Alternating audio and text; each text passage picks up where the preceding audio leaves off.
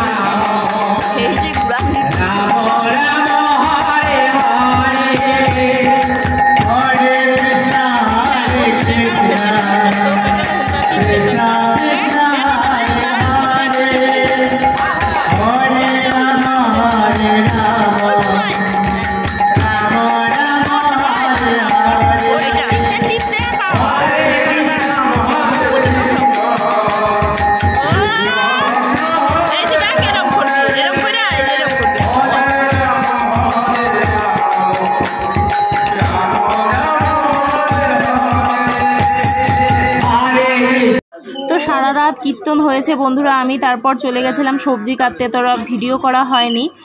আর সারা রাত ভরে সবজি কাটা হয়েছে। আর তারপরে ভোরবেলার দিকে হচ্ছে রাস হয়েছে, রাস হয়ে নাম কীর্তন হয়ে কীর্তন ভেঙেছে।